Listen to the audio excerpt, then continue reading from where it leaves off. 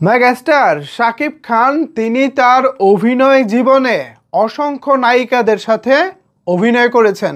সংখ্যাটা কিন্তু কম না, প্রায় 70+ নায়িকার সাথে শাকিব খান অভিনয় করেছেন।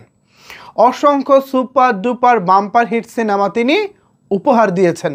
অনেক নায়িকার কেরিয়ার তিনি গড়ে দিয়েছেন, যাদেরকে আমরা চিন্তামও না সেসব নায়িকাকেও তিনি আলোচনায় নিয়ে এসেছেন।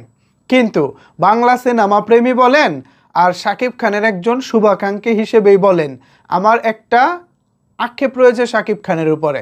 আর সেই আক্ষেপটা হচ্ছে কোয়েল মল্লিক। শাকিব খান এপার বাংলা এবং ওপার বাংলা তথা বাংলাদেশ এবং কলকাতা মিলিয়ে অসংখ্য নায়িকাদের সাথে অভিনয় করেছেন, কিন্তু আমাদের একটাই দাবি ছিল, আমাদের একটাই আকাঙ্ক্ষা ছিল কোয়েল মল্লিকের সাথে শাকিব খানের একটি সিনেমা দেখা। অনেকেই সাম্প্রতিক সময়ে কমেন্টস করে বলেছেন, ভাই কোয়েল মল্লিক আগের মতো নাই, তার বয়স হয়ে গেছে, তিনি মুটিয়ে গেছেন, তাকে শাকিব খানের বিপরীতে কতটা মানাবে এটা নিয়ে সন্দেহ আছে। যারা এই ধরনের কথা বলেন তাদেরকে আমি বলবো, একটু কোয়েল মল্লিকের পেজে ঘুরে আসুন। সাম্প্রতিক সময়ে এই পিকচারগুলো কোয়েল মল্লিক তিনি তার পেজে শেয়ার করেছেন, সেখান থেকে আমি একটি পিকচার জাস্ট এখানে থাম্বনেইলে দিয়েছি। কোয়েল মল্লিককে যা দেখতে পাচ্ছি, এখনও তার যথেষ্ট গ্ল্যামার রয়েছে, এখনও তার ফিটনেস যথেষ্ট ভালো। শ্রাবন্তী বলেন বা অন্যান্য নায়িকাদের তুলনায় এখনও কোয়েল মল্লিক দেখতে শুনতে যথেষ্ট ভালো। আর শাকিব খানের পাশে দাঁড়ালে সেটা তো এমনিতেই ভাই বুম ব্লাস্ট হবে।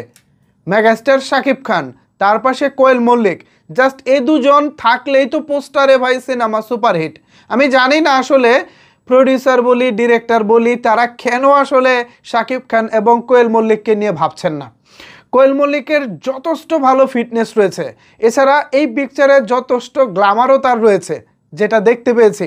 তো এত এত গ্ল্যামার বলি, এত সম্ভাবনা বলি, এত কিছু থাকা সত্ত্বেও কোয়েল মল্লিককে শাকিব খানের সিনেমা দেখতে পাবো না, এটা কোনো কথা? মেগাস্টার শাকিব খান ভাই, আপনার কাছে এটাই রিকোয়েস্ট, যদি সম্ভব হয় আপনার পরবর্তী কোনো একটা ছবিতে আমরা কোয়েল মল্লিককে দেখতে চাই।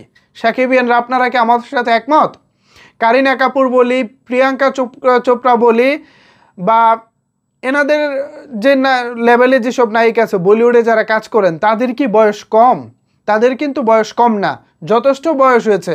এরপর নাবিলা, এই যে তুফান সিনেমায় অভিনয় করেছেন নাবিলা, তারও তো বয়স প্রায় 40-এর কাছাকাছি ছিল।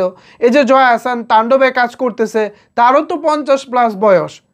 তাতে কি দেখতে তো তাকে কোনো অংশেই মানে খারাপ লাগতেছে না, যথেষ্ট ভালোই লাগতেছে। তো যার যথেষ্ট গ্ল্যামার আছে তাকে কি আপনি বয়স দিয়ে আটকাতে পারবেন? এমনকি যে আমাদের মেগাস্টার শাকিব খান, তারও তো বয়স প্রায় 45+, কিন্তু তাকে দেখে কি এতটা বয়স্ক মনে হয়? মনে হয় না। কিন্তু তিনি তার ফিটনেসটা খুব ভালোভাবে মেনটেন করতেছেন, তিনি তার ফিটনেসটা খুব ভালোভাবে ধরে রেখেছেন। সো বয়স এখানে কোনো বিষয় না, বিষয়টা হচ্ছে উপস্থাপন। যদি কোয়েল মল্লিককে মেগাস্টার শাকিব খানের বিপরীতে ভালোভাবে উপস্থাপন করা যায়, তাহলে ভাই এখানে দারুণ কিছুই হবে, অন্তত এটা আমার বিশ্বাস। আর এই আক্ষেপটা আমার সেই 2010 সাল থেকে, প্রায় 15 বছর ধরে আমি চাচ্ছি মনে প্রাণে শাকিব খানের বিপরীতে কোয়েল মল্লিক থাকুক। এখন সেই স্বপ্নটা আদৌ ভবিষ্যতে ধরা দিবে কিনা এটা একমাত্র মেগাস্টার শাকিব খান ভালো জানেন। আর যারা ভবিষ্যতে শাকিব ভাইকে নিয়ে ডিরেক্টর প্রডিউসার হিসেবে কাজ করবেন তারা আসলে ভালো জানেন।